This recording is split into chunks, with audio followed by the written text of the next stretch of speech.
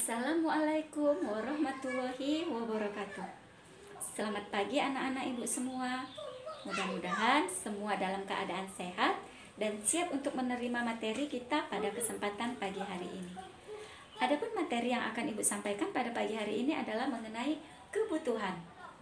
Kebutuhan adalah segala sesuatu yang harus dipenuhi oleh manusia untuk mencapai kemakmuran. Secara garis besar, kebutuhan dibedakan menjadi 4.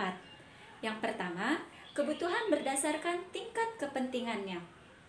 Yang kedua, kebutuhan berdasarkan sifatnya. Yang ketiga, kebutuhan berdasarkan waktu pemenuhannya. Dan yang keempat, kebutuhan berdasarkan subjeknya. Berdasarkan tingkat kepentingannya, kebutuhan dibedakan menjadi 3. Yang pertama, kebutuhan primer. Kebutuhan primer disebut juga dengan kebutuhan pokok. Adapun yang termasuk di dalam kebutuhan primer adalah sandang, pangan, dan papan. Kebutuhan berdasarkan tingkat kepentingannya yang kedua adalah kebutuhan sekunder. Kebutuhan sekunder disebut juga dengan kebutuhan tambahan. Kebutuhan sekunder dipenuhi setelah kebutuhan primer terpenuhi. Adapun contoh kebutuhan sekunder, lemari makan, meja makan, kulkas, TV, radio, dan lain-lain. Kebutuhan berdasarkan tingkat kepentingannya yang ketiga adalah kebutuhan tersier. Kebutuhan tersier disebut juga kebutuhan kemewahan. Kebutuhan tersier dipenuhi setelah kebutuhan primer dan kebutuhan sekunder terpenuhi. Adapun contoh kebutuhan tersier adalah jet pribadi, mobil pribadi, kemudian ada perhiasan. Itu adalah contoh kebutuhan tersier. Kebutuhan tersier dan kebutuhan sekunder setiap orang itu berbeda, tergantung dari tingkat ekonomi masing-masing orang. Kemudian, kebutuhan berdasarkan sifatnya. Kebutuhan berdasarkan sifatnya dibedakan menjadi 2, yaitu kebutuhan jasmani dan kebutuhan rohani. Adapun yang dimaksud dengan kebutuhan jasmani adalah kebutuhan yang menyangkut fisik seseorang, raga seseorang.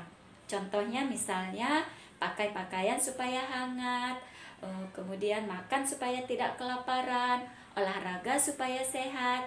Itu adalah contoh dari kebutuhan jasmani. Kebutuhan berdasarkan sifatnya yang kedua adalah kebutuhan rohani. Adapun yang dimaksud dengan kebutuhan rohani adalah kebutuhan yang menyangkut akan kejiwaan seseorang. Contohnya misalnya keyakinan untuk beragama, kemudian rekreasi, mendengarkan ceramah, mendengarkan musik.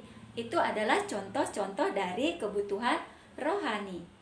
Nah, kebutuhan yang ketiga yaitu kebutuhan berdasarkan waktu pemenuhannya.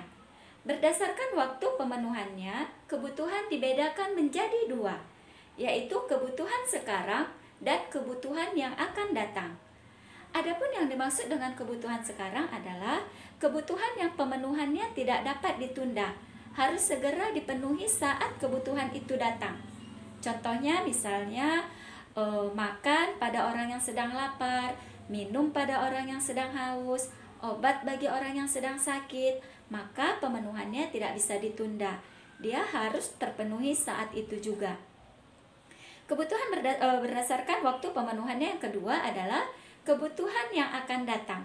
Berbeda dengan kebutuhan sekarang, kebutuhan yang akan datang, waktu pemenuhannya dapat ditunda sampai pada waktunya.